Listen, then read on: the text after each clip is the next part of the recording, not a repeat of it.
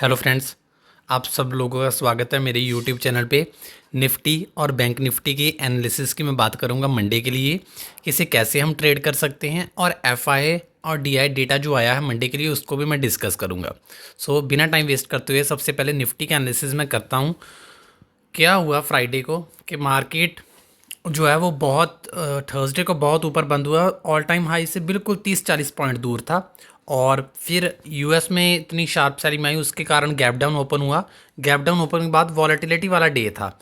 Vicks भी 12-13% up थी, पहले ऊपर गया और 26,170 से फिर नीचे आया 26,050 के आसपास, फिर ऊपर गया 26,170 के आसपास, फिर से वहीं से रिजेक्शन लेके नीचे आया।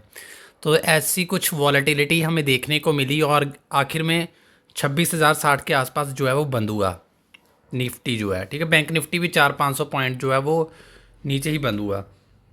कैसे हम ट्रेड कर सकते हैं? 15 मिनट का टाइम फ्रेम है, लेकिन मैं इसे थोड़ा लार्जर करता हूँ सो डैट कि हमें पिक्चर क्लियर हो जाए। सबसे पहले कुछ लेवल्स ड्रॉ करने से पहले मैं आपको बताना चाहता हूँ कि जो एफआईआई और डीआई का डेटा आया है प्रोस का, यानी कि ब्रोकर का, वो बहुत ही बेरिश आया है मंडे के लिए। लेकिन कल हमने देखा डाउ जो है वो 500-700 ऊपर था, 500 ऊपर बंद हुआ है शायद। और जो एस एंड पी है वो भी 60-70 जो पॉइंट्स हुआ है वो ऊपर बंद हुआ। और हमारा गिफ्ट निफ्टी 100 पॉइंट का गैप अप दिखा रहा है। अब आप बोलोगे कि अगर इतना ही डेटा नेगेटिव था प्रोस का और ब्रोकर का, और जो रिटेलर है वो बुलिश था, तो गिफ्ट निफ्टी इतना ऊपर क्यों है? मैं आपको बताना चाहता हूँ कि जब ऐसी सिचुएशन हो जाती है तो गिफ्ट निफ्टी देखो अभी बंद हुआ, आज मार्केट बंद है।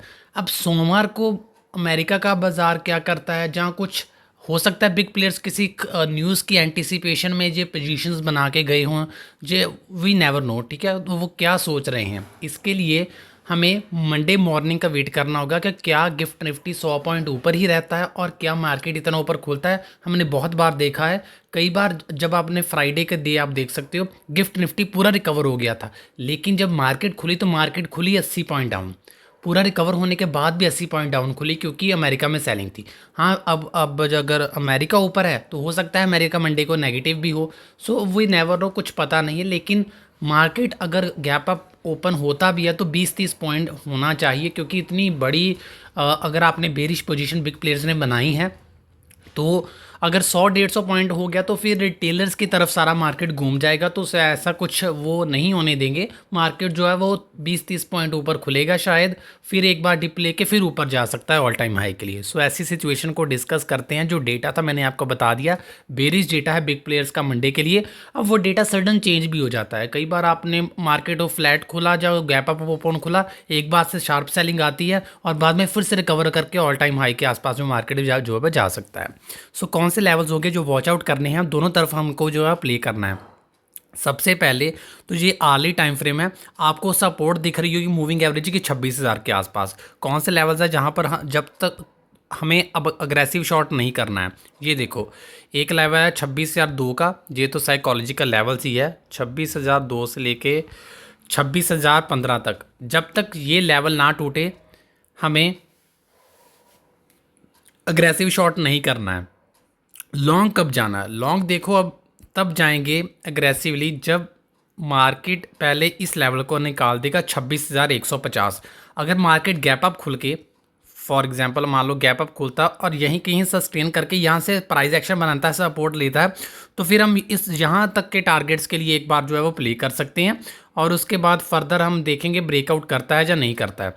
अगर मार्केट मान लो गैप अप यहाँ खुलती है और लॉन्ग वीक वाली कैंडल बना के क्लोजिंग नीचे देती है इसके आर्ली टाइम फ्रेम पे, तो हम फिर डाउन साइड का सोचेंगे, क्योंकि मार्केट में सेलिंग का मोमेंटम फिर जो है ज़्यादा स्ट्रांग होगा, तो फिर डाउन साइड मार्केट जो है वो आ सकता है। तो पहला लेवल जो हमारा रहेगा 26,060 और दूसरा हमारा रहेगा 26,15। अपसाइड किसके ऊपर? 26,150 के ऊपर देखेंगे। ठीक है, और बैंक निफ्टी के मैं एनालिसिस की बात करूँ, क्योंकि इतना ही ज़्यादा कुछ लेवल्स देने की ज़रूरत है नहीं।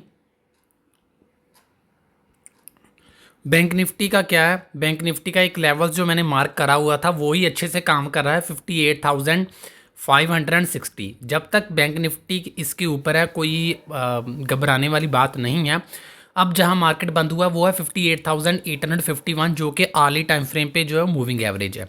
सपोर्ट के आसपास बंद हुआ है। एक सपोर्ट यहाँ भी नज़र आ रही है मुझे, अगर मैं देखूँ तो ये लेवल्स भी नज़र आ रहा है। 58,775 फर्स्ट सपोर्ट है और 58,560 जो है वो सेकंड सपोर्ट है। 58,560 के नीचे निकलेगा तो फिर थोड़ी जो गड़बड़ा जाएगी पिक्चर बैंक निफ्टी के लिए। जब तक इसके ऊपर है तो अगर मार्केट मान लो गैप अप खोलता है, यहाँ कहीं आके सस्टेन करता, सॉरी यहाँ बंद हुआ तो यहाँ कहीं मार्केट ओपन होता है और इसके ऊपर होने के 59,200 के आसपास, फिर तो 300-400 पॉइंट ऊपर चला जाएगा। तो ऐसा होगा नहीं। अगर मान लो अब गैप डाउन इसकी गैप अप हो गया तो फिर से मौका छूट जाएगा, क्योंकि एक अगर आप देखो तो ये एक जोन है, यहाँ पर एक जोन बना है मार्केट का, ये वाला और ये वाला आप देख सकते हो, ठीक है।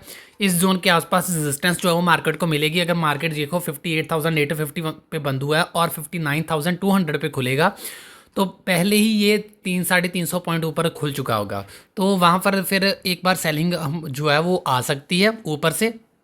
अग्रेसिवली कॉल साइड नहीं जाना है। अगर मार्केट मान लो गैप डाउन खुल जाता है तो गैप डाउन खुलने के बाद बैंक निफ्टी इस लेवल को तोड़ के इसके नीचे सस्टेन करता है तो ये एक इंपॉर्टेंट सपोर्ट का काम करेगा ये लेवल।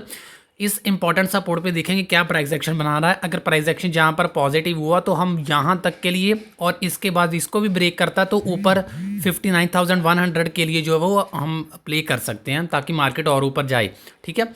जब तक 58,560 इंटैक्ट है, अग्रेसिव शॉर्ट बैंक निफ्टी पे भी नहीं करना है। हो सकता है निफ्टी आईटी जो है वो मंडे का सपोर्ट करे, लेकिन अगर मार्केट ज़्यादा यूएस मार्केट ज़्यादा डाउन हो गए, उनके फ्यूचर्स और गिफ्ट निफ्टी नीचे खुलता है ज़्यादा 50-100 पॉइंट, तो फिर जो है वो प्रॉब्लम हमारे लिए जो है वो हो सकती है। तो ये मेरा निफ्टी और बैंक निफ्टी के लिए व्यू है। आशा करता हूँ आपको वीडियो अच्छी लगी होगी।